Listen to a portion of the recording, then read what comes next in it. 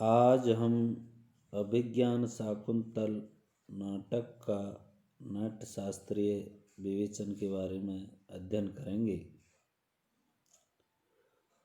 रूपक के 10 भेदों में शाकुंतल नाटक नामक भेद के अंतर्गत आता है, क्योंकि इसमें नाटक के अधिकांश लक्षण घटित होते हैं। पहला, नाटकम ख्यातव्रतम स्यात्। इस लक्षण के अनुसार शाकुंतल की कथा वस्तु महाभारत से ली गई है, अतः वह प्रख्यात है। दूसरा, नाटक के लक्षणानुसार नाटक का नायक प्रख्यात वंशी कोई राजर्षि हो सकता है जो धीरोदात्त कोटि का हो। प्रख्यात वंशो राजर्षि धीरोदात्तः प्रतापवान। शाकुंतल के नायक दुष्यंत का संबंध इतिहास प्रसिद्ध चंद्रवंश से है तथा वह नायक की धीरोदात्त कोटि में आता है। तीसरा, नाटक का मुख्य रस श्रृंगार अथवा वीर होता है और अन्य रस उसके सहायक होते हैं। एक एव भवेदंगी श्रृंगारो वीर एव वा अंगमन्ये रसा सर्वे। शाकुंतल में श्रृंगार मुख्य रस है तथा वीर, भयानक, हास्य आदि उसके अंग रूप से निबद्ध है। नंबर 4, नाटक में 5 से 10 अंक होते हैं। पंचादिका 10 परास्त्रांका परिकीर्तिता। शाकुंतल में कुल 7 अंक है। नाटक में 5 संधियों का विधान होता है। पंच संधि समन्वितम तथा निर्वहण संधि में अद्भुत कार्यों की योजना होती है। शाकुंतल के प्रथम अंक के ततः प्रविशति मृगानुसारी से लेकर द्वितीय अंक के इति उभौ परिक्रम्यो पविष्टौ तक मुख संधि,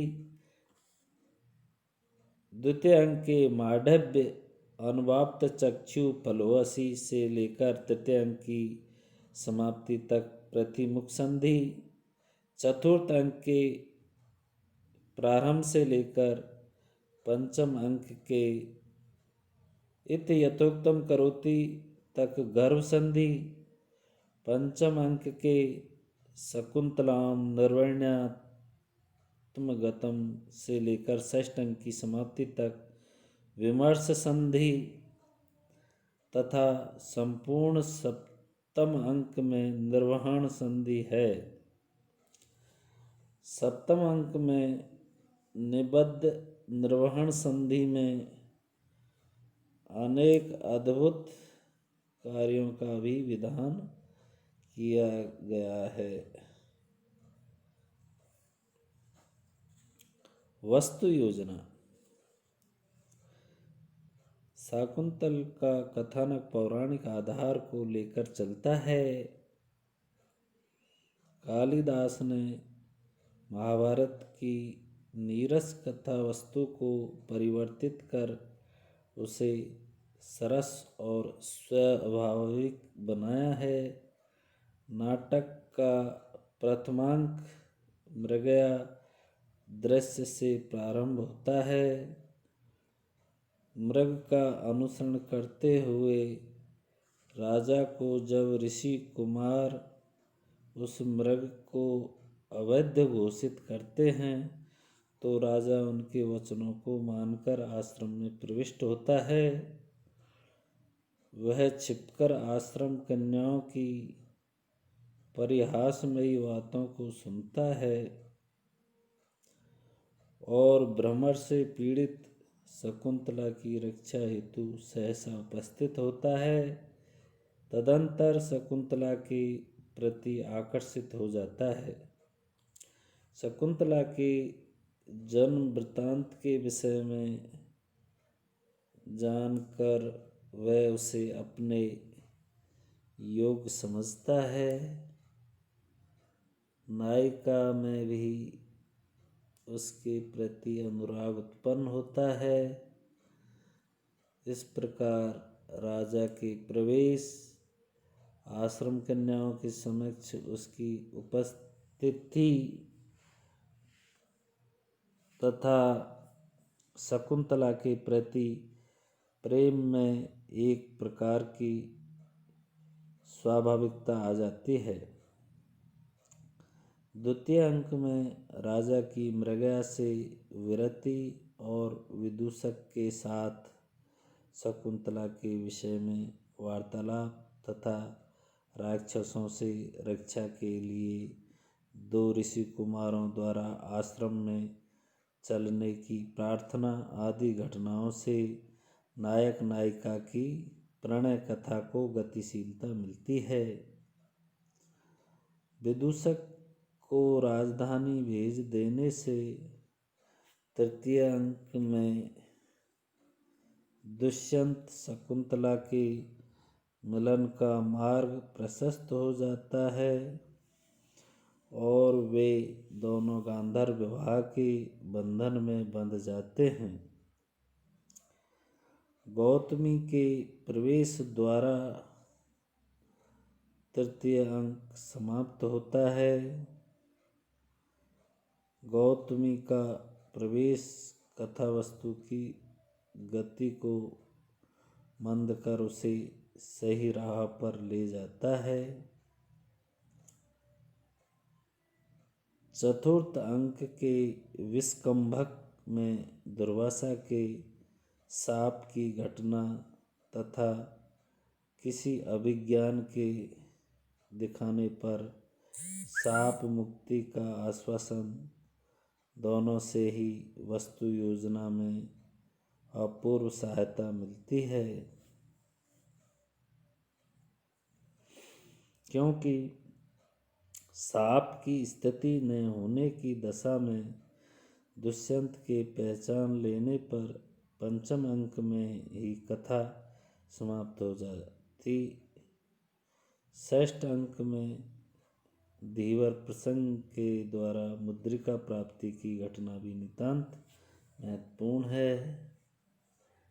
उसके कारण राजा शकुंतला को स्मरण करता है और विरह व्यथित होकर उससे मिलन के लिए तड़पता है और अंत में मारीच ऋषि के आश्रम में अपनी पत्नी तथा चक्रवर्ती लक्षणों से युक्त पुत्र से मिलता है। कवि ने जैसे पवित्र वातावरण में नाटक का आरंभ किया था, वैसे ही पवित्रम एवं सुखद वातावरण में उसकी समाप्ति दिखलाकर इसे पूर्ण सुखांत बना दिया है। चरित्र चित्रण शाकुंतल का चरित्र चित्रण कला में भी अपनी विशेषता रखता है। कालिदास ने बड़े ही मनोवैज्ञानिक ढंग से अपने पात्रों का चरित्र चित्रण किया है। दुष्यंत कर्णव विदूषक की पुरुष पात्र, शकुंतला, प्रियंवदा एवं अनसुईया ये स्त्री पात्र महत्वपूर्ण है। इसके अतिरिक्त दुर्वासा, मारीच, गौतमी, शार्दूल और सारंग आदि गौण पात्रों के चरित्र का भी स्वाभाविक विकास दिखाया है। सभी पात्र अपने विशिष्ट गुणों से मंडित है और समाज के विभिन्न वर्गों का प्रतिनिधित्व करते हैं।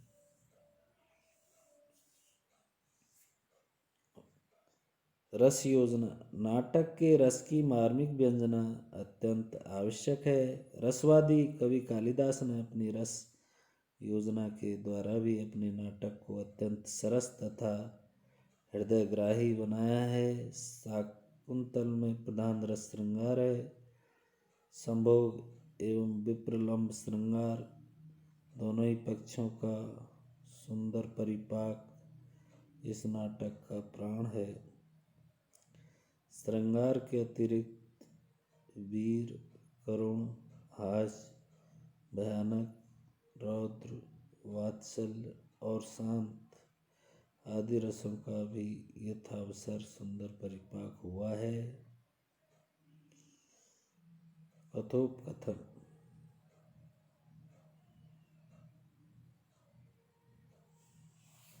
पात्रों के कथोपकथन घटनाओं एवं परिस्थितियों के सर्वथा अनुरूप है। शाकुंतल के वह संवाद अनावश्यक विस्तार से रहित है। संवादों में संक्षिप्तता के साथ साथ रोचकता भी है। प्रथम अंक में दुष्यंत और तापस कन्याओं का वार्तालाप, द्वितीय अंक में राजा और विदूषक का वार्तालाप, तृतीय अंक में शकुंतला, अनुसुईया, प्रियंवदा तथा राजा का संवाद, चतुर्थ अंक में कर्ण तथा सखियों का शकुंतला के साथ संवाद बड़ा ही शिक्षाप्रद, संक्षिप्त एवं रोचक है। इसी प्रकार पंचम अंक में राजा एवं सांग्रव तथा शकुंतला के संवाद भी रोचक है। सभी पात्र अपने अपने स्वभाव एवं वातावरण के अनुकूल वार्तालाप करते हैं, अतएव इनमें स्वाभाविकता भी है। संवाद यद्यपि छोटे छोटे हैं तथापि इनमें स्पष्ट वाक्यों का प्रयोग हुआ है। भाषा शैली। अभिज्ञान शाकुंतल कालिदास की सरल, प्रभावपूर्ण, प्रसादमयी, परिष्कृत एवं परिमार्जित भाषा का निदर्शन है। कवि ने वैदर्भी रीति का प्रयोग किया है। इसी से लंबे लंबे समासों का अधिक नहीं है। कवि की प्रतिभा इतनी अधिक प्रौढ़ है कि वह संक्षिप्त शब्दों में भाव गांभीर्य भर देता है। दुष्यंत के हृदय में शकुंतला को देखकर जो प्रेम भावना उदित होती है उसे केवल एक वाक्य में ही कुशलता के साथ कवि ने व्यंजित किया है।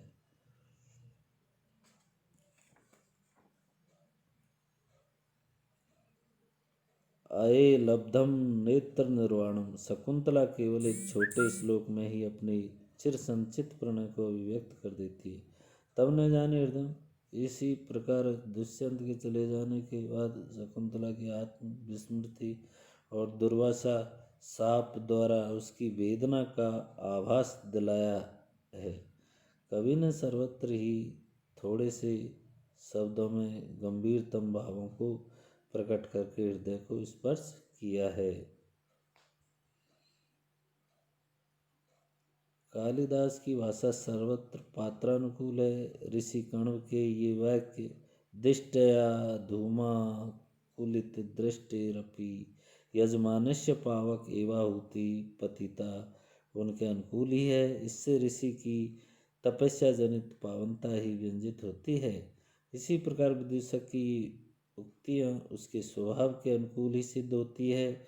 भो यथा पिंडी खजूरई द्विजतस्य तन्त्रिण्या श्रद्धावती तथा अंतःपुर स्त्री रत्न परिभोगिनो भवतीयं प्रार्थना बुभुक्षया खादितव्योऽस्मि।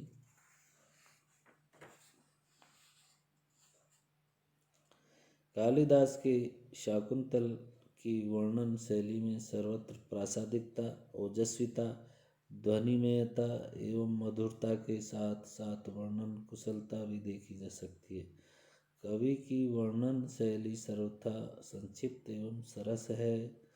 वे नपी तुली भाषा में भावों की व्यंजना करने में पटु है।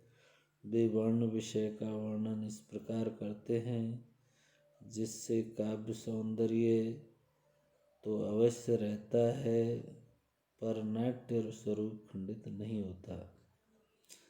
इस प्रकार वस्तु योजना, पात्र एवं प्रकृति का चित्रण, रस योजना, भाषा लालित्य आदि सभी दृष्टियों से विज्ञान शाकुंतल संस्कृत काव्य जगत का ही नहीं अपितु समस्त विश्व साहित्य का महनीय अंग बन गया है।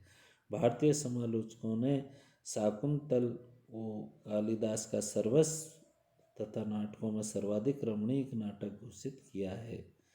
यथा कालिदासस्य सर्वस्व अभिज्ञान शाकुंतलम काव्येषु नाटकम रम्यम तत् रम्य शकुंतला।